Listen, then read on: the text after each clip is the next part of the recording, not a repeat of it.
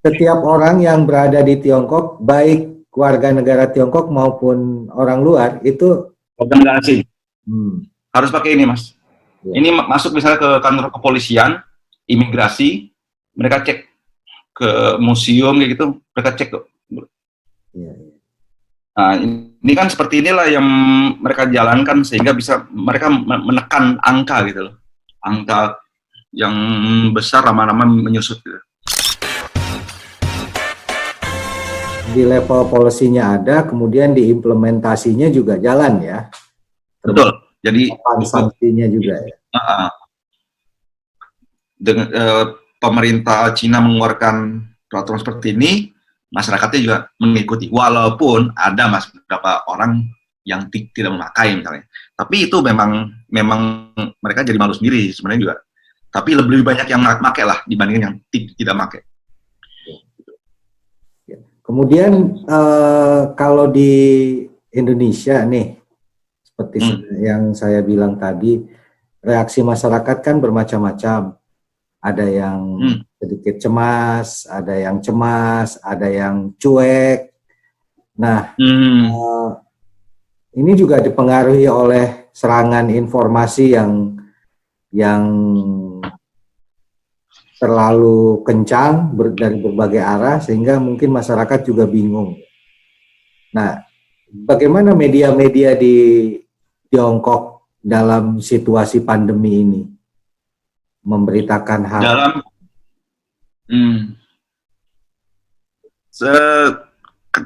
kami tahu memang pandemi kasus corona ini memang sempat membuat kepanikan. Tetapi kita juga harus tahu juga sebenarnya kalau menurut saya pribadi, pribadi sudah menyampaikan ke teman-teman, jangan panik, semua tenang, fokus menjaga kesehatan, karena kalau imunitas kita kuat, saya yakin virus itu nggak akan berkembang di tubuh kita. Jadi asumsi makanan vitamin yang cukup, vitamin C misalnya itu harus lebih ini, dan olahraga misalnya. Dan itu aja sih sebenarnya, nggak dan jangan terlalu mikirin sama berita-berita yang simpang siur, Mas.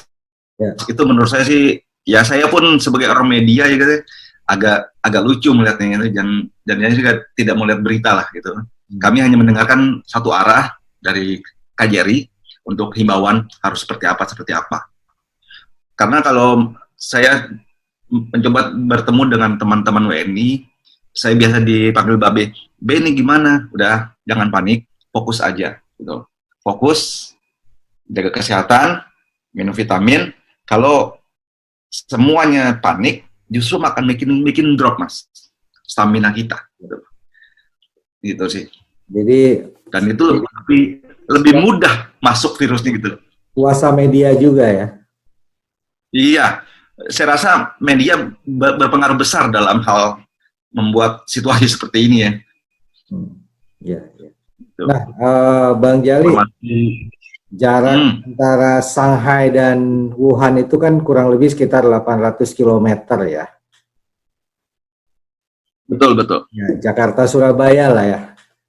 Ya, Jakarta Surabaya lah ya. Itu kan di sana di Wuhan itu merupakan epicentrum.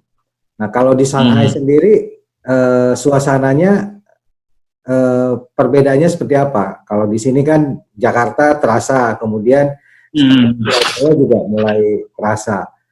Nah, iya. Yang berbeda dan yang sama antara Wuhan dan Shanghai apa kira-kira? Ya, karena epicentrumnya ada di Wuhan ya, karena itu kan sekitar bulan Desember yang dirasa di Wuhan mulai merebak munculnya, dan di Shanghai itu terasa sekitar awal Januari lah ya, awal Januari 2020 baru terasa. Hanya 2 minggu terasa Shanghai itu seperti tidak kota mati banget, tapi ekonomi kelihatan, Mas. Toko-toko tutup karena peraturan itu. Toko tutup sampai jam sore itu jam 5 mereka udah tutup, aturan itu. Nggak boleh sampai malam, itu tutup. Nah, mungkin dari itulah kelihatan terlalu banyak toko, karena kita ketahui Shanghai ini menjadi pusat bisnis. Ketika bisnis ketutup, restoran kan kelihatan sepi gitu. Dan kebetulan juga memang berbarengan dengan libur Imlek. Sebenarnya Shanghai agak terasa seperti itu aja sih sebenarnya. Masih lebih baik lah, masih ada kehidupan gitu. Cuman karena berbarengan aja dengan Imlek dan di libur panjang Imlek yang sekitar 2 mingguan dan diperpanjang lagi kan gitu. Ya jadi kelihatan Shanghai sepi gitu. Ya. Tapi sekarang sudah mulai kembali normal ya. Sekolah-sekolah sudah mulai kembali libur atau gimana? Siap. Agak putus nih tadi. Jadi kalau sekarang sudah mulai normal ya, artinya sekolah-sekolah sudah mulai kembali. Ekonomi sudah mulai normal. Jadi pemerintah daerah masing-masing punya kebijakan lain-lain, Mas. Shanghai belum menentukan kapan buka sekolah. Hanya sekolah aja yang masih belum ini. Di kota-kota lain, misalnya Wuhan sebagai pusat sudah mulai mengendorkan, tetapi juga masih fasilitas umum masih dijaga-jaga lah ya. Tapi Shanghai pertokoan udah mulai kembali normal, udah macet kembali, kereta-kereta sudah mulai berjalan, kereta bawah tanahnya, metronya itu udah berjalan baik, tapi hanya sekolah aja yang belum ini, terutama sekolah internasional yang belum, dan sekolah lokal juga kayak belum, Mas. Anak saya pun masih online jadinya sekolahnya. Ya, jadi artinya sudah mulai bergeliat ekonomi, tapi belum kembali normal ya? Belum kembali ke titik normal yang biasa, tapi sudah mulai kelihatan seperti Shanghai sedia kala lah. Ya. Tapi harapan kita juga, kalau suasana orang masih pakai masker, masih physical distancing, masih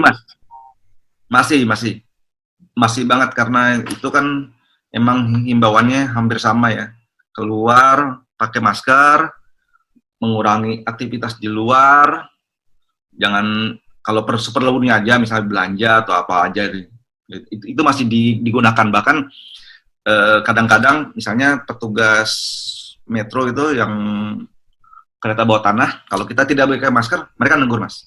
Ya. Masih mengingatkan, sepertinya memang peraturan itu memang menyeluruh gitu loh, sampai ke bawah gitu.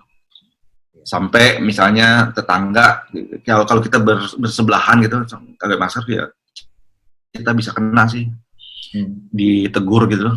Iya. Tapi kalau mobilitas keluar kota, artinya orang ke mana gitu. Nah, ini kan libur kemarin kan Imlek kan panjang tuh. Nah, Shanghai sempat menutup masuk Shanghai. Tapi sekarang sudah dibuka jalur tetap, tapi pengecekan ketat sekali, Mas. Sekarang kita harus menunjukkan kita ada Alipay, Mas, untuk mengecek kesehatan, Mas. Itu berlaku untuk masuk ke toko-toko dan mall, ada yang memberlakukan, ada juga yang tidak sekarang, tapi awalnya ada. Jadi kita begini, Mas. Ya. Kita harus mengupdate status kita nantinya. Jadi kalau kita sebentar. Nah, ini status kita hijau begini, kita aman. Oh, jadi ini status kesehatan ya? Status kesehatan kita. Dan ini berlaku menggunakan aplikasi? Iya, ini pakai Alipay, Mas. Ya. Setiap warga, jadi kalau kita setiap orang yang berada di Tiongkok, baik warga negara Tiongkok maupun orang luar, itu warga asing. Harus pakai ini, Mas. Ya. Ini masuk misalnya ke kantor kepolisian, imigrasi, mereka cek ke museum kayak gitu, mereka cek kok. Ya. Nah, ini kan seperti inilah yang mereka jalankan sehingga bisa mereka menekan angka gitu loh. Angka yang besar lama-lama menyusut gitu. Iya, jadi setiap orang dibekali oleh aplikasi itu dan secara tiap hari melaporkan kondisi kesehatannya ya.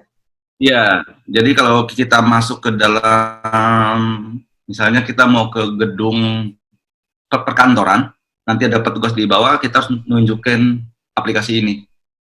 Dan itu harus terupdate tanggalnya, Mas, hari ini ketika kita masuk. Kalau kita tidak dapat, mereka nyuruh update. Gitu. Di aplikasi itu apa saja ininya? Ini kan buat pembayaran ya, sebenarnya pembayaran, tapi bisa semuanya bisa, karena itu kan berhubungan terkonek sama banking ya, dengan personal, paspor, semua perbankan jadinya. Ya, artinya nah, ketika kita daftar, data kesehatan apa yang terekam di aplikasi itu? Data kesehatan kita, suhu badan kita, kita tidak berpergian dalam waktu 14 hari terutama ke Wuhan misalnya. Kan itu sudah didata juga, Mas. Berpergian kita kemana. Jadi rekam jejak kita pergi lah ya. Itu mereka benar-benar deh teknologinya. Dan gratis. Ada tanda misalnya gratis, Mas. Emang sudah ada kalau kita punya Alipay, kita tinggal nama kita dan nyebut nama paspor, nomor paspor kita udah ada. Ya memang harus punya akun bank nih, akun bank di Cina sih. Ya paling tidak ini adalah salah satu cara untuk mengendalikan angka sebaran ya. Betul.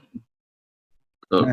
Selain aplikasi ini, apalagi yang spesifik yang dilakukan oleh pemerintah Tiongkok? Pemerintah Cina juga lebih mengetatkan, misalnya kita tinggal di apartemen, itu kita harus punya kartu, Mas. Kartu kita memang kita bawa, nanti mereka setiap hunian itu dikasih bekali kartu nama hunian itu.